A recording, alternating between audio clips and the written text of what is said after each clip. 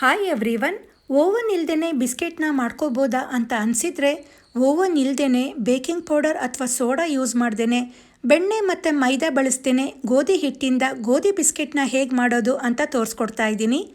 ಈ ರೀತಿ ಬಿಸ್ಕೆಟ್ನ ಮಾಡಿಕೊಂಡಾಗ ಎಣ್ಣೆಗೆ ಹಾಕಿದ ತಕ್ಷಣ ಕರಗತ್ತೆ, ಗಟ್ಟಿಯಾಗತ್ತೆ ಅಂತ ಹೇಳ್ತಾರೆ.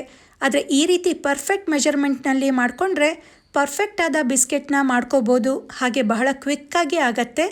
ಅಂಗಡಿಯಲ್ಲಿ ಸಿಗೋ ಬಿಸ್ಕೆಟ್ಗಿಂತನೂ ಸಖತ್ ಟೇಸ್ಟಿಯಾಗಿರುತ್ತೆ. ಹಾಗಿದ್ರೆ ಬನ್ನಿ, ಮೊದಲನೇ ಸಲ ಮಾಡಿಕೊಂಡ್ರೇನು ಸ್ವಲ್ಪನೂ ಒಡಿದೆ ಪರ್ಫೆಕ್ಟಾಗಿ ಬರೋ ಗೋಧಿ ಬಿಸ್ಕೆಟ್ನ ಹೇಗೆ ಮಾಡೋದು ಅಂತ ನೋಡೋಣ. ಯಾವುದಾದ್ರೂ ಒಂದು ಕಪ್ನ ಅಳತೆಯನ್ನು ಇಟ್ಕೊಳ್ಳಿ. ಆ ಕಪ್ನ ಅಳತೆಯಲ್ಲಿ ಎಲ್ಲ ಇಂಗ್ರೀಡಿಯೆಂಟ್ಸ್ಗಳನ್ನು ಹಾಕ್ಕೊಳ್ತೀವಿ. ಮೊದಲಿಗೆ ಈ ಒಂದು ಕಪ್ನ ಅಳತೆಯಲ್ಲಿ 3/4 ಕಪ್ಪಷ್ಟು ಸಕ್ಕರೆನ ತೊಗೊಂಡಿದ್ದೀನಿ. ಇದಕ್ಕೆ ಅರ್ಧ ಕಪ್ ಹಾಲನ್ನು ಫ್ರಿಜ್ನಲ್ಲಿ ಇಟ್ಟಿದ್ದ ತಣ್ಣಗಿರೋ ಹಾಲನ್ನು ಹಾಕ್ಕೊಂಡು ಇಟ್ಕೊಳ್ಬೇಕು. ಇಲ್ಲಿ ನಾನು ಸಕ್ಕರೆನ ಕರಗಿಸ್ಕೊಳ್ತಾ ಇಲ್ಲ, ಜಸ್ಟ್ ಸಕ್ಕರೆಗೆ ಹಾಲನ್ನು ಹಾಕಿ ಇಟ್ಕೊಂಡಿದ್ದೀನಿ ಅಷ್ಟೇ. ಈಗ ಒಂದು ಹರಿಬಾಣದಲ್ಲಿ ಅದೇ ಕಪ್ ಅಳತೆಯಲ್ಲಿ 1.5 ಕಪ್ಪಷ್ಟು ಗೋಧಿ ಹಿಟ್ಟನ್ನು ಹಾಕ್ಕೊಳ್ತೀನಿ.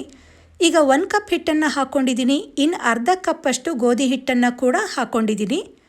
ಈಗ ಇದಕ್ಕೆ 1 ಕಪ್ಪಷ್ಟು ಚಿರೋಟಿ ರವೆನ ಹಾಕ್ಕೊಳ್ತಾ ಇದ್ದೀನಿ. ಇದಕ್ಕೆ ಚಿರೋಟಿ ರವೆನೇ ಹಾಕ್ಕೊಳ್ಳಿ. ಬೆಂಗಳೂರು ರವೆ ಇತ್ತು ಅಂದರೆ ಗ್ರೈಂಡ್ ಮಾಡಿ ಹಾಕ್ಕೊಳ್ಳಿ, ಅದು ಕೆಲಸ ಆಗುತ್ತೆ. ಆದ್ದರಿಂದ ಚಿರೋಟಿ ರವೆನೇ ಹಾಕ್ಕೊಳ್ಳೋದು ಬೆಟರ್. ನಂತರ 1/4 ಕಪ್ಪಷ್ಟು ಡೆಸಿಗೇಟೆಡ್ ಕೋಕೋನಟ್ ಪೌಡರ್ನ ಹಾಕ್ಕೊಳ್ತಾ ಇದ್ದೀನಿ. ಇದು ಈಸಿಯಾಗಿ ಸಿಗುತ್ತೆ. ಇದನ್ನು ಹಾಕ್ಕೊಂಡ್ರೆ ಬಿಸ್ಕೆಟ್ಗೆ ಟೇಸ್ಟ್ ತುಂಬಾ ಚೆನ್ನಾಗಿ ಬರುತ್ತೆ. ಹಾಗೆ 2 ಟೇಬಲ್ ಸ್ಪೂನಷ್ಟು ಗೋಡಂಬಿ ಮತ್ತು ಬಾದಾಮಿನ ಪೂರ್ತಿ ಚಿಕ್ಕದಾಗಿ ಹೆಚ್ಕೊಂಡಿರೋದನ್ನು ಹಾಕ್ಕೊಂಡಿದ್ದೀನಿ. ನಂತರ ಅರ್ಧ ಟೀ ಸ್ಪೂನಷ್ಟು ಏಲಕ್ಕಿ ಪುಡಿ, ಇದು ಬಿಸ್ಕೆಟ್ಗೆ ಮೈಲ್ಡ್ ಫ್ಲೇವರ್ ಕೊಡುತ್ತೆ. ಕೊನೆಯದಾಗಿ ಇದಕ್ಕೆ 3 ಟೀ ಸ್ಪೂನಷ್ಟು ತುಪ್ಪನ ಹಾಕ್ಕೊಂಡು ನೀಟಾಗಿ ಎಲ್ಲದನ್ನು ಮಿಕ್ಸ್ ಮಾಡಿ, ಈ ತುಪ್ಪ ಹಾಕಿರ್ತೀವಲ್ಲ ಈ ಎಲ್ಲ ಹಿಟ್ಟಿಗೆ ನೀಟಾಗಿ ಸ್ಪ್ರೆಡ್ ಆಗೋ ಥರ ಮಿಕ್ಸ್ ಮಾಡ್ಕೊಳ್ಬೇಕು.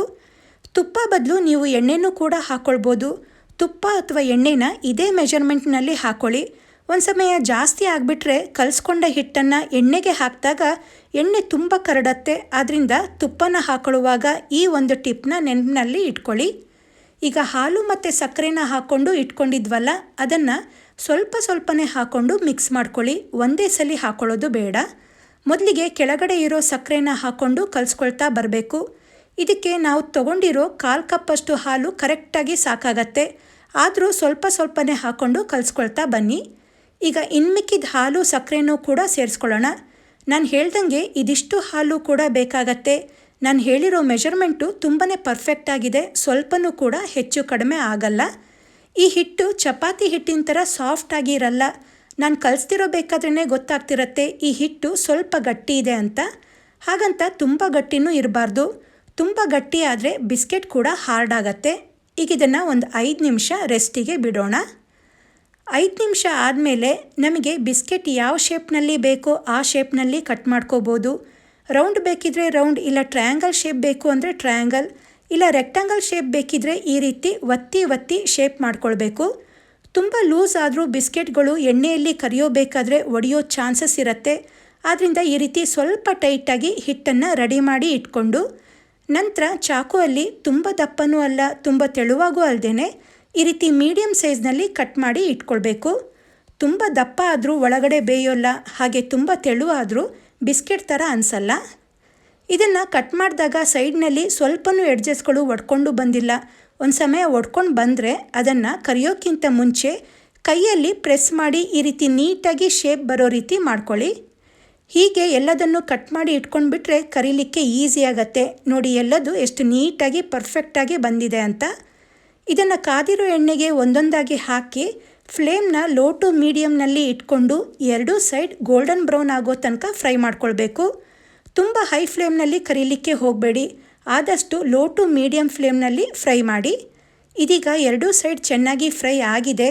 ಇದು ಬಿಸಿ ಇದ್ದಾಗ ಸಾಫ್ಟಾಗಿರುತ್ತೆ. ಆದ್ದರಿಂದ ಒಂದೇ ಸಲ ಎಲ್ಲದನ್ನು ತೆಗಿಬೇಡಿ, ಒಂದೊಂದಾಗಿ ತೆಗೆದು ಇಟ್ಕೊಳ್ಳಿ.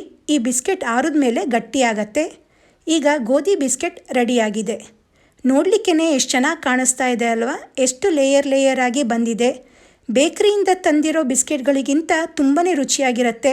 ಹಾಗೆ ಗೋಧಿ ಹಿಟ್ಟಿಂದ ಮಾಡಿರೋದ್ರಿಂದ ಹೆಲ್ದಿಯಾಗೂ ಇರುತ್ತೆ. ಇದನ್ನು ಏರ್ಟೈಟ್ ಕಂಟೈನರ್ನಲ್ಲಿ ಇಟ್ಕೊಂಡು ತುಂಬ ದಿನ ಸ್ಟೋರ್ ಮಾಡ್ಕೊಳ್ಬೋದು. ನಾನು ತೋರಿಸಿರೋ ವಿಧಾನದಲ್ಲೇ ಮಾಡ್ಕೊಳ್ಳಿ. ನೀವು ಕೂಡ ಪರ್ಫೆಕ್ಟಾದ ಬಿಸ್ಕೆಟ್ನ ಮಾಡ್ಕೋಬೋದು. ಬೆಳಗ್ಗೆ ಸಂಜೆ ಕಾಫಿ ಮತ್ತು ಟೀ ಜೊತೆ ತುಂಬಾ ಚೆನ್ನಾಗಿರುತ್ತೆ. ಈ ಗೋಧಿ ಬಿಸ್ಕೆಟ್ ರೆಸಿಪಿ ನಿಮಗೆ ಇಷ್ಟ ಆಗಿದ್ರೆ ವಿಡಿಯೋಗೆ ಲೈಕ್ ಕೊಡಿ, ಶೇರ್ ಮಾಡಿ.